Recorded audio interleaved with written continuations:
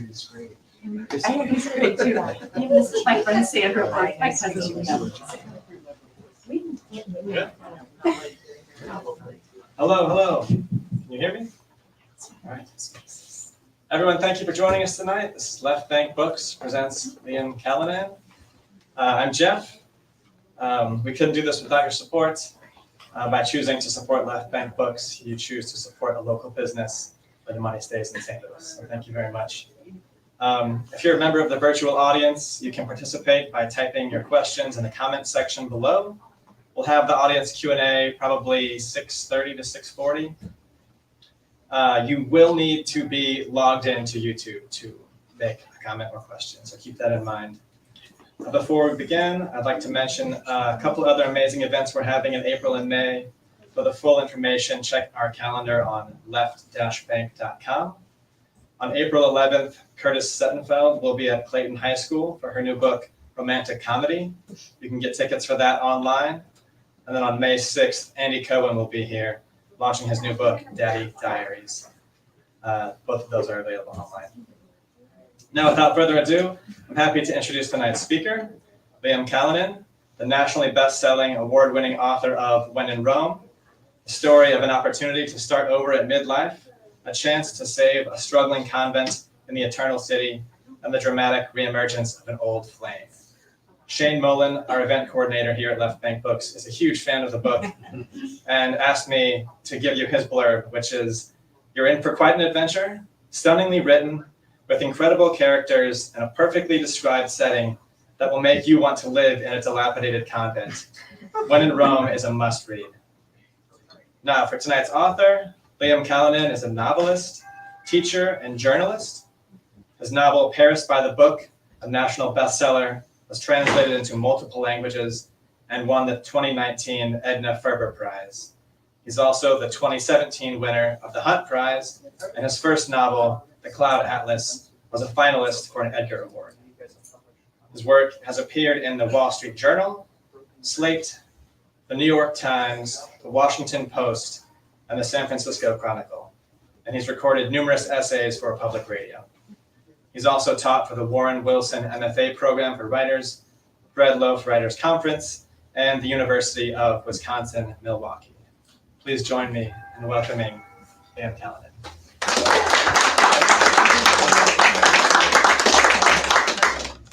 Thanks so much for having me, and welcome to everybody online here. I'm very intimidated by your online audience. Yeah. So I'll be on my best behavior. I think at least I'll be on my best behavior. I like that you saved a couple seats for the people who are coming for Curtis Settenfeld's reading. I'm sorry that she had to be at the high school. Probably not enough room here. Or not enough room at the high school probably to be here. I wanted to open with a shout out to Left Bank Books. I've been saying this at other locations too, which is I feel like I may be oversaying it, but I'm not. When I say without books, there would be no civilization. Without booksellers, there would be no books. So I'd like to give a round of applause to Left Bank. Shane Mullen, whose wonderful blurb, which I had not actually heard before, so that's wonderful news, is a fan from way back when I had a small press book of short stories out, and no one in the world was paying any attention to it. Shane waved the flag for it, and so I've always been grateful to St. Louis, and I'm also grateful for all my people here in St. Louis who came out in crowds. As I've been joking at various stops, one of these days we are going to crack that all-important demographic of complete and total strangers, but not on this tour, my friends. Just talk to people that we know. So they said I should talk for about 2-3 hours, the tops, like no more than that. But I think I'm going to do it for the TV audience. We're just going to go for about 30 minutes. I'm going to talk a little bit about the book, and then I'm going to read a very small amount of the book, and then I'll take questions afterwards. I'm at the end of a 9,000-mile book tour, which has been really exciting. It's one of the first book tours that my publishers put on this scope after the pandemic, and it may be the last one. We'll see. I just saw my editor keeps seeing pictures fed to her from all the different bookstores. And she said, "You look really tired." Well, I've been waking up at 4 a.m. I've been checking in for the next day's flight while I'm on the plane flying to the next destination. So I've never quite caught up. So I've gone all the way from Milwaukee to Phoenix to what happened after that, California, then Minneapolis, where it was -13. And then I think this is the high, 68 and sunny. and people out enjoying the sun. So I would do the same. I used to be saying what the weather was in Rome, but the weather in Rome actually hasn't been all that great recently. But let me tell you a little bit about this book. So this book started in a couple different places, and the seeds of this book were planted in different ways. And I think, like a lot of people, my first trip to Rome came courtesy of Roman Holiday, the film. And I was obsessed with that film for a little while. And so I was obsessed not so much with the film itself, which is, now I don't know who's watching, maybe William Wyler's heirs are, so it's a little bit dopey. But it's a cultural artifact, it's just a fascinating piece of work. And one of the things I learned about it was that it was one of the first films of that era. It was a 1950s film, if you haven't seen it. It's about a newspaperman and a princess of an undiscovered country or undeclared country who go kind of like caromming around Rome in search of adventure over the course of a wild, I think just overnight or kind of a week. I'm not sure how long it goes. But the fact is they actually go around Rome, which hadn't been done at the time. They hadn't really shot a lot of films like that on location. And so this film is shot on location for a very interesting reason. It was a little bit, I believe it was part of war reparations, that Italy owed the United States money. But they very cleverly said, you can only have the money to spend if you spend it in Italy. So the movie studio is like, okay, fine, we'll film it in Italy. And so they went over there. William Wyler shipped over his massive Buick or Cadillac, which didn't fit on the streets of Rome at all. But they took over the city for as much time as they could. And they shot everything on location, and it had a huge effect. Even though it was shot in black and white, they had a chance to shoot it in color, and there's a big debate why they didn't shoot it in color. But they had a chance to shoot it in color, they didn't. But otherwise, audiences were stunned, and people just kept going back and back, not just to see Audrey Hepburn, but mostly just to see Rome, because Rome was the star of the show.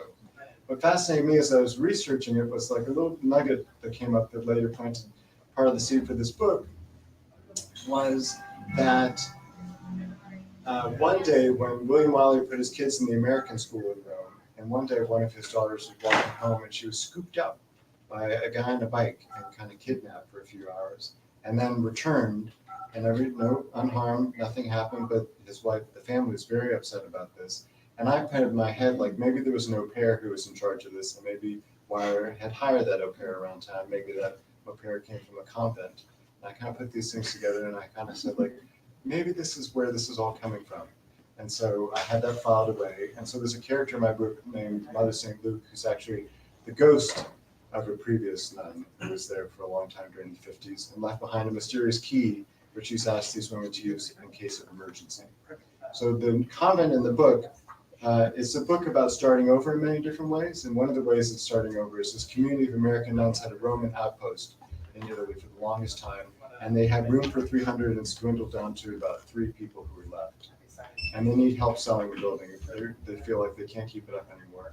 And so they go to my main character, Claire Murphy, who's 52 and looking to change her life. And she's kind of at a crossroads, much the same way I was 25 years ago this spring, when I was trying to figure out what I was going to do with the rest of my life. I had a perfectly good corporate job. Hello, Mr. Hello, total stranger. Hello. I was just saying we're breaking into the total stranger market. But, oh, my wife said, "Oh, Josh is coming." Good. We have attendance here. Good. Yeah, check. I'm gonna have to start over from the top. So when Rome is set in Shanghai. So Claire Murphy's 52. She's a realtor. She specialized in religious real estate for 30 years. She hates it. She hates the job. She fell into it. She never wanted to do it in the first place, but she's proven really good at it. She closes churches and convents and seminaries all the time, and she puts them on the market, and she gets great deals for her clients. And so these sisters in Rome who had this beautiful but very crumbling palazzo called her and said, "Can you come over here?" And she said, "Fine. One last job, but then I'm quitting."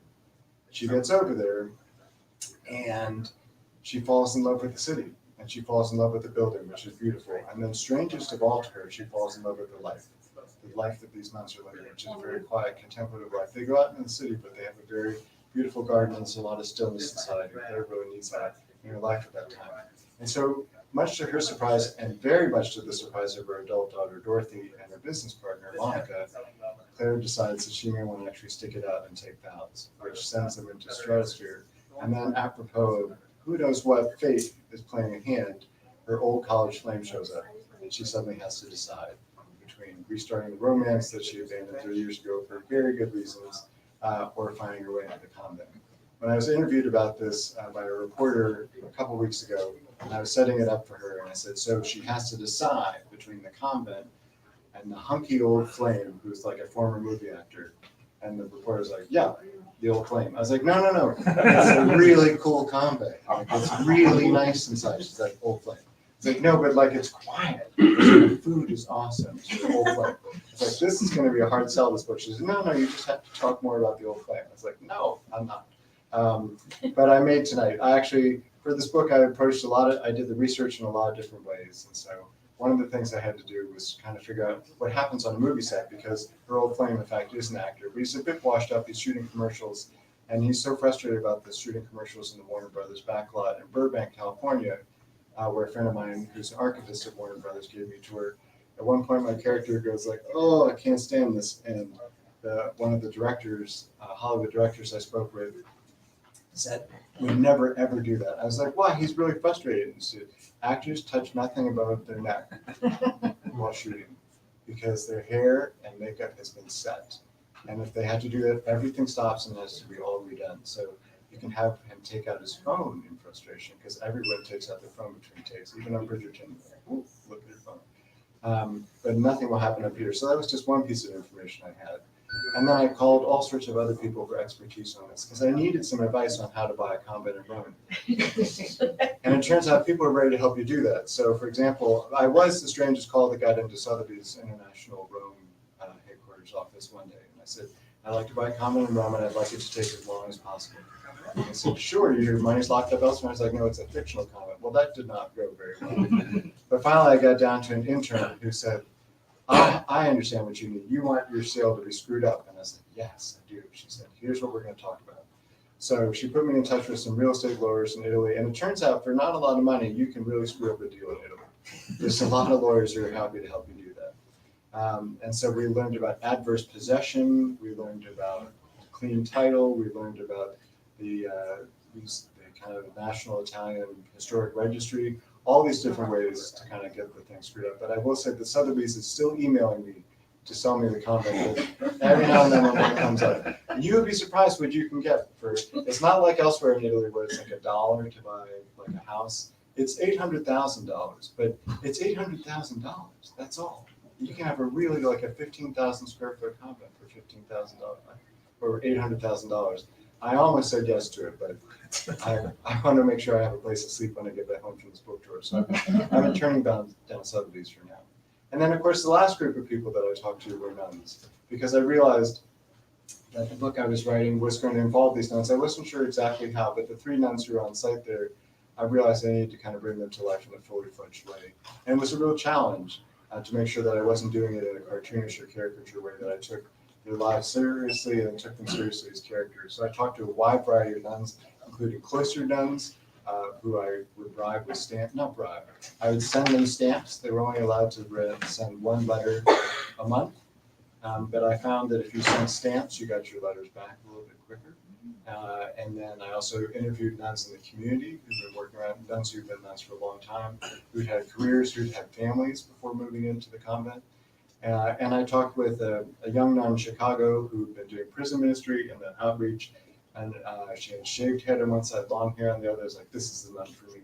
And she was great. Sister Julia Walsh, she's got a wonderful podcast called Messy Jesus Business. And she helped me out with a lot of different things, including she said that the sisters need to go to Mass more. So I sent them to Mass more, which turns out not to be difficult in Rome. There are a lot of churches. But I got all this research done in all these different ways. And then I realized I kind of needed a spark to kind of pull it all together and see what would come off. And I started mining my own existence and my own history. And while I've never been a nun myself, there are a couple different stories that came to mind as I was thinking about it. And 2 come to mind in particular. One of them was my oldest daughter and I, Mary, were touring Rome. I was researching this wonderful article. There's some writers here who will appreciate the story. It was a wonderful article that never saw the light of day, which, like all great articles, it was great. It was a great piece. It was all about studying for sending your kid to college in Europe at a campus where the language of instruction was English, but the language of the country was not English. So you could kind of get the best of both worlds. So if you want to talk, by the way, about the University of the Arctic, I'm your guy. It was an amazing trip. But after the Arctic, we went down and saw Rome. And one day we were checking into this kind of tiny little fortress of a place, which is on the hills of kind of the the highest point in across the river from the main part of Rome in Trastevere. And just this little boutique hotel, and as we were checking in, there's a little woman came out of this desk, this little, almost like a little door right by the receptionist desk. And I saw that she was dressed as a nun, and she kind of walked behind us and walked in on a little door. And I asked the receptionist, I said, "What? Did you see that?" She's like, "Oh yeah, no, there are nuns here." And I said, "Oh, why? Are they staying here?" And she said, "Well, it's their place actually. And what they've done is they've sold off one quarter after another as the numbers have dwindled, and they're down to this one hallway basically behind the chapel. And when the two of them are gone, then that will go over to the hotel too.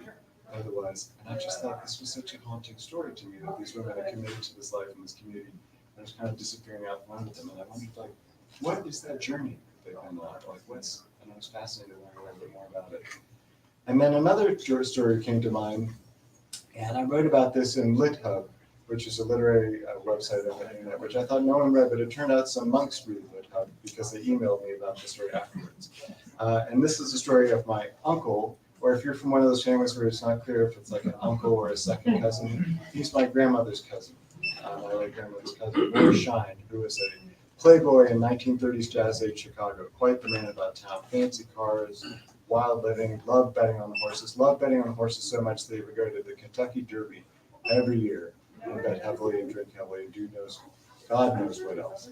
In fact, God did know what else, because after the Derby, he would go down to this Trappist monastery, which is located about 50 miles southwest of it, called the Abbey of Gethsemane, and he would atone for his sins there and kind of go on retreat, and then he'd drive back to Chicago, and then the next year he'd come down for the Derby, and he would do it again. So every year he would go. And then one year he came down after the Derby, and he told the Abbey, he's like, "Well, I'd like to stay."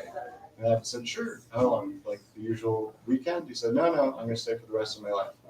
And the Abbey was like, "Yeah, I know your type. You're a hugely successful businessman. Look at this card that you've got here. You're not staying." And he said, "No, I guarantee you I'm going to stay." And he said, "You can stay in for a week, but then we'll see how it goes." So he stays for a week. And then after a week passes, the Abbot said, "So, here are the keys." And my Uncle Boris said, "No, I'm staying." And the Abbot still didn't believe him. So he took the car up the hill to this garage that the monks kept, because the vow that those monks take different vows for different orders. And that order not only take a vow of poverty and obedience and chastity, but you also take a vow of what's called stability, which means they don't actually leave the building or the property for the rest of their lives. Like some medical exams are permitted, but otherwise you'd never leave. You certainly wouldn't need a car. So, but he knew that Morris wasn't going to stay, so he put the car up on blocks. And then after a year, he said to Morris, he said, "So are you staying?" And Morris said, "I'm staying." And so he sold the car. And Uncle Morris, when he died, he was 98 years old. He was the oldest Trappist monk in the world. And if you've ever heard of the spiritual writer Thomas Merton, they were buddies at the time. So we have wonderful stories. I only met Brother, and he took the name Brother Kevin. I only met him once or twice, and he was very, very old by that time. The monks had this really interesting thing where they bought a motel that was across the street from the Abbey, and they would put up the monks' families there when they came to visit once a year. And so he would come over in a little golf cart, and he was kind of beyond speech, but everybody knew the story, and he loved bacon, because they were also vegetarians, so he only got to have bacon once a year. So it wasn't so much the car he missed, but he missed bacon quite a bit. So, but I was so fascinated by this story that we was like close family history, and he did this when he was 42 years old, when he went in there. And like, what caused him to kind of feel like he needed to start over his life at 42, and especially start over in that particular way? And then during the pandemic, we were all closed up in our houses, and I wrote most of this book in the pandemic, and or at least I wrote most of this draft of the book in the pandemic. And I think I was reflecting on the notion of what it meant to kind of live in a community, a very small community inside very closed walls, and what kind of sustains you during those times in which you need to kind of become spiritually awake or alive in a way that feeds yourself and find a job with meaning. So that's the story of When in Rome. And I've got a couple more stories to tell, but I thought before I did that, I would read your description of the convent itself. I'm getting choked up just talking about it. Oh, I forgot to do the thing. I'll do that next. Like I said, 3 hours, it's going to go fast. My brother is a TV reporter and podcaster in Seattle, which probably sounds like the description of every sitcom you've ever seen. But he said, Liam, you've got to talk more slowly, and you have to wait for your applause. So I'll just keep, if I ever look up at you, that's your sign. Yeah, exactly. But I'm also going to talk more slowly. So I'm going to read from the beginning of this book, and Claire has just arrived in Rome, and she's gone into the convent itself. The door, the front door of it was just kind of left open, and she's been looking for where the women are. She can't find them, and so she's wandered into a courtyard, and she sat herself down, and she's suddenly having a memory of her early childhood when she had lost her mother young, and she went to a parochial school where all these nuns kind of adopted her as their goddaughter in a way and kind of helped raise her. So she's thinking about all them while the other nuns arrive. Claire sat, and she was, the god was welcome to eavesdrop while she prayed to this old nuns. To Sister Honora, who taught her to knit. To blind Sister St. John, who asked her Lytton Strachey's Elizabeth and Essex to be read to her again and again. To Sister Ernest, who taught Claire that eggs cooked best low and slow, and whole chickens high and fast. To Sister Mary Grace, who hailed from a long line of plumbers, who taught Claire how to repack a faucet, the pros and cons of copper, and how to tell the gas line from the water line in the basement's latticework of pipes. To Sister Jane, who told her not even to bother with boys who didn't make her laugh. To all the sisters who taught her not only how to pray, but that if done right, it was not only just like breathing, but steady and constant, it was breathing itself. And Claire wasn't breathing, not just yet, having stepped through the interior door of a convent in Rome, only to find herself outdoors again, in a setting so beautiful it rivaled any property Claire had seen or sold. She had a spec sheet, she had satellite photographs, she had a calculator. The convent occupied 2 hectares in hilly northern reaches of Trastevere, an ancient neighborhood of tangled streets and tangled vines just south of the Vatican, just across the city from the heart of Rome. 2 hectares was 5 acres. The U-shaped main building averaged about 6,000 square feet per floor, and there were 5 floors. At 30,000 square feet total, it would still fit easily inside St. Peter's Basilica, but was far larger than the nondescript brick convent where Claire had hung out as a teen. She found a small stone bench and sat. Around her unfurled a vast, rose-filled rosetto, or courtyard, equal parts garden and hallucination. This, the spec suit said, was where the roses lived. The building rose all around her, and each story fronting the rosettos with outdoor corridors dimly visible behind a forest of arches. The arches themselves grew smaller on each successive level, which made the uppermost floor seem even more lofty. The masonry was painted a red that mutated with altitude, becoming paler and pinker as each floor neared the sky. Thickly populated murals crowded the fascia on the very highest level. Angels and saints and animals, mountains, stars, clouds, and battles. Claire was too far away to see the work clearly, but the exuberant excess of spending money so lavishly on work legible to so few made her shiver. The most vivid color came from the bougainvillea, a flowering vine in magenta so bright it hummed. Across the Rosetto and opposite the front entrance rose a cream-colored chapel, seemingly constructed of meringue. Curlicues of masonry cascaded down its sides. The cross above the roof's peak looked to be losing a battle to stay above the froth. 2 faded red doors stood sentry atop a series of grand steps that descended into the Rosetto, which Claire now saw was split into 4 quadrants. A bright blue sky rippled overhead. She would have sworn the one outside had been gray. She closed her eyes. She smelled not just roses, but lavender and honeysuckle and lemon and, faintly, wood rot. From satellite photos, she knew most of the parcel consisted of a walled park-like enclosure behind the chapel, but none of the photos had prepared her for this. The Convento de Santa Gertrudis was no convent, but a fragrant universe. Well, it would sell. She opened her eyes, looked back at the door. Whoever had thrown up the drab facade out front had known exactly what they were doing. Slow the intruder down, first a wall, then this reveal. It would be the rare person who didn't do as Claire did, which was stop and sit, stare, and listen. She'd never heard such silence before. She'd known quiet, of course, that weekend when her business partner had lost her phone, or late nights with a feverish daughter who'd finally fallen asleep, or early morning runs, evenings when she was the last one out of the office, a canyon overlook in the Dakota Badlands, quiet at an old church she had just sold, giving it a final all is well check before handing the buyer the key, but not silence, not like this. It felt like the texture, like the silence had texture and shape. It felt attached to each molecule of air. Everything inside her was falling silent too. She breathed in the roses. She closed her eyes. The bougainvillea burned through.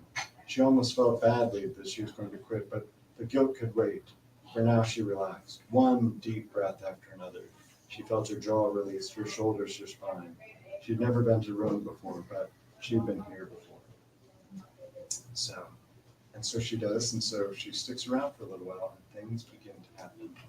And one of the things that we discovered, the last thing I'll say before I go on and take some questions, one of the things I realized with this book was that I had taken many trips to Rome previously to kind of research it, but I wasn't always actively working on the book. But then when it looked like it really was going to come out, I realized I'd need to quickly go over and fact check it. So I had bought this ticket on Alitalia for $300, which is a ridiculous price. It was one of those email scams that looks too good to be true, and in this case, it was true. But then the pandemic, I bought it before the pandemic, and then the pandemic hit, and they put it on delay and delay and delay. And then they finally sent me an ultimatum, and they said, you can either get $300 refunded to you, or you can pick a date in the future to fly on this, but it has to be within this window. And if you pick a date that you can't fly to Italy for pandemic reasons, you'll lose the value of the ticket. So I'm a writer, so naturally comes to me naturally to gamble. So I said, I will pick the date. So I picked the date as far as I could in the future, which turned out to be June 2021, which turned out to be the first day that Rome lifted curfew. So it was magical. So we landed on this special Alitalia plane, just like us and a couple other people. And we got off the plane down the jetway, and we were greeted by an entire medical team and medical suite. Like everybody, it was like one of those things from E.T., like everyone was all hazmated up. And they kind of swarmed us. And I didn't quite realize the stakes until that moment, which was they kept the plane running. Like, so if you failed the swab, you went back down the jetway on the plane, and they took off and probably just dumped you in the ocean. So we somehow, my daughter, wife, and I, my youngest and I, passed the test, and we were released into Rome, and we were the only people there. We were the only Americans in Rome. It was all just Romans who were coming out of their buildings for the first time. So it was this massive street party, and then the three of us Americans. If you've ever been to Rome, you know how crazy that is. But if you can imagine, like, we had to take selfies in front of the Trevi Fountain because we couldn't find anyone to hold a camera. Like it was all just us with Spanish Steps. We walked into St. Peter's. It was crazy. And Susan and Jane, my wife and daughter, had never been to Rome before, and they were like, this is a great city. I don't know why we haven't come here before. It's real easy to get around. It's like, you don't know, it's not like this. It's not like this. It's like, it's all. And we just had a magical time.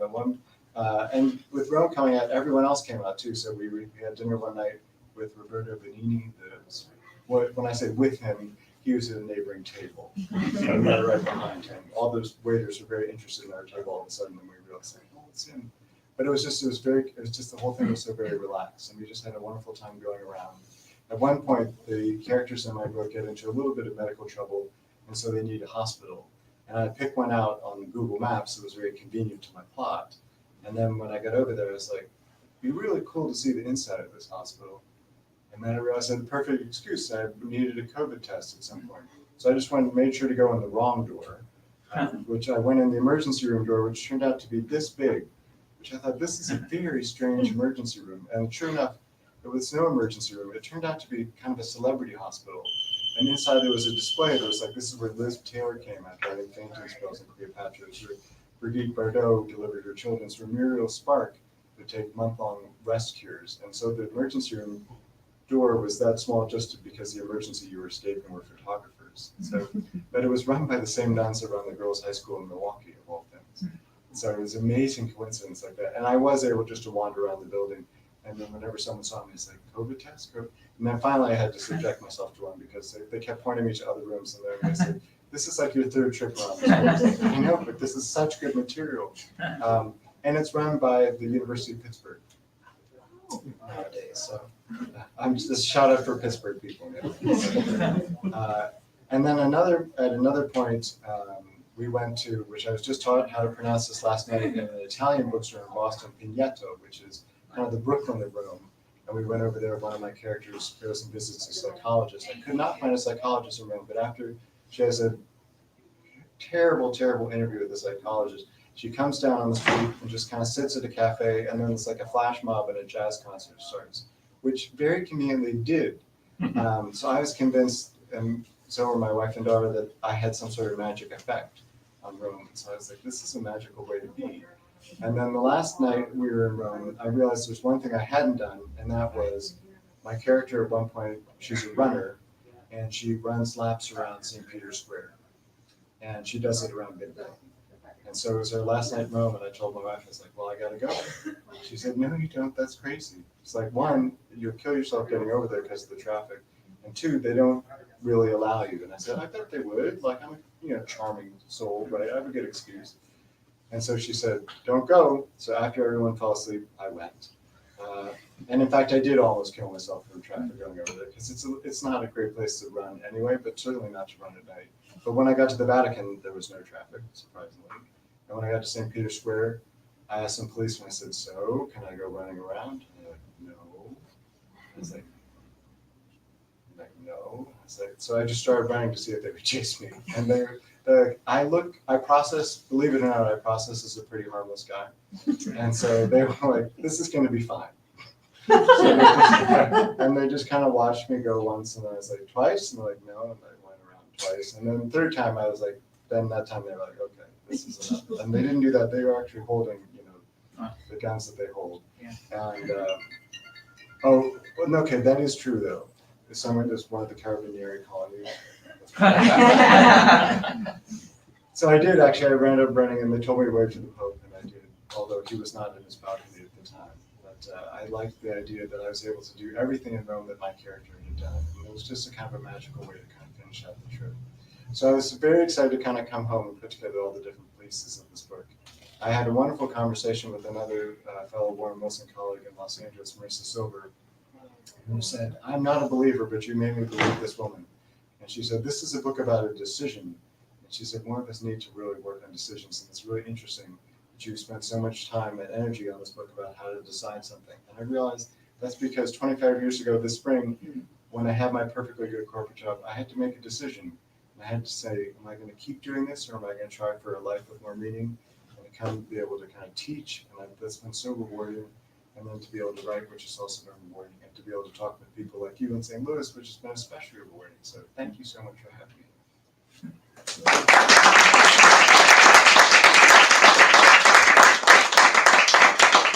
me. So there's a couple things that I want to do now for the second hour. Just the second 10 minutes. One thing I've had the great pleasure of doing at my different tour stops is introducing my writing group from Milwaukee, because we all have books out right now. Or mine's the most recent book, but the others are all on paperback. And I usually am able to kind of at each stop wave their books and then have people buy them. So, but we only have one of my writing group is here. So Annie Rajukar, American Betcha. It's a beautiful book. It's YA, but it's marketed as YA, but it's for everybody. It's a really amazing book. She lives in Chicago now, but she was in my she still is in my writing group up in Milwaukee. And they have 2 copies, so you're going to have to fight each other over that. The other people in my writing group is a woman named Lauren Fox. Her most recent book is named Send For Me. It's a beautiful, beautiful book about the legacy of the Holocaust. And then Christina Clancy, who is actually a student from our program, who has a couple books out, and the most recent one is named Shoulder Season. And I'm very jealous because a bar in Madison just named one of its drinks after her book, Shoulder Season. It's about a Playboy club in 1970s Wisconsin. So you can imagine, don't you think we all just kind of go right together, like convents, Playboy club, 1970s Wisconsin, and then I have the great honor of, when I came to St. Louis, I knew I would see David Haynes, and this is a spectacular book and a spectacular new edition. And he might even be close by if you want to get this signed tonight. But this is a gorgeous book, and this is what it looks like when you purchase one of the copies. It comes with a beautiful bookmark right there, and I know that because I just bought one tonight, so you're welcome to buy it as well. So I'm happy to introduce them and to recommend any other books to you, or actually, for that matter, to even recommend more of my own if you want. I'm happy to take any questions that you have. Do you have any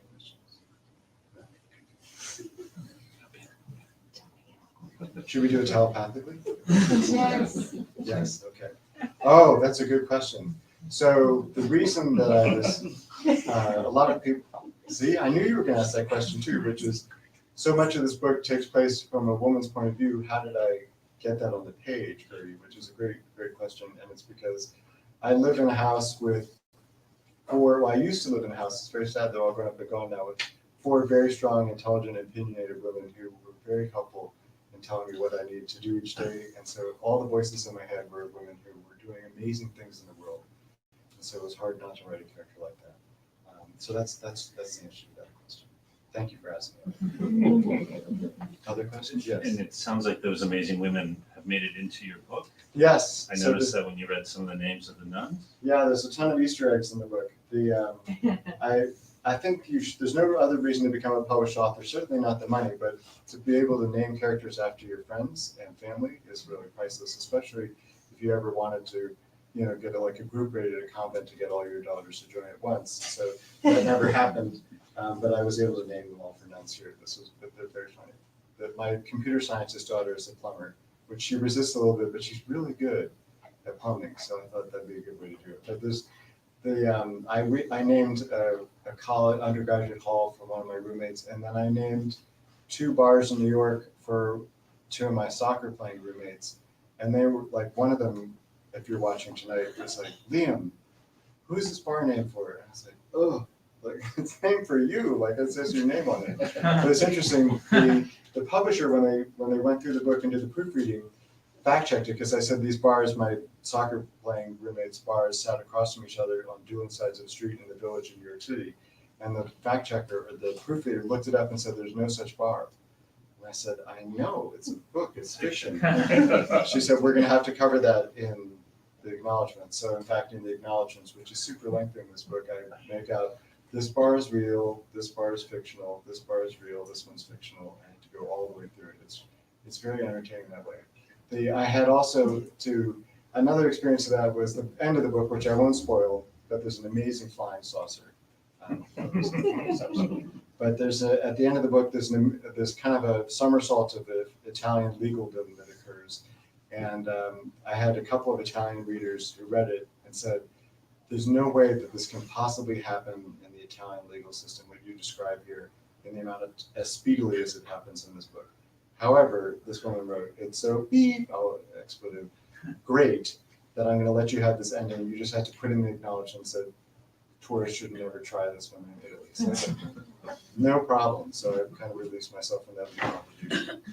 So this I did, and also had a food consultant for the book who helped me plan menus and put together and then also helped me sample things when I was in Rome, including coppa di testa, which is a type of sausage, which if you ever had that, it's got little orange rind peel in it, and then turns out the entire head of the pig except for the eyes, which accounted for the really chewy part. She said, that's part of the ear. I was like, oh, no. But I did I ran laps around there. I also sampled everything in the book. So maybe one more question or 8 more if you want.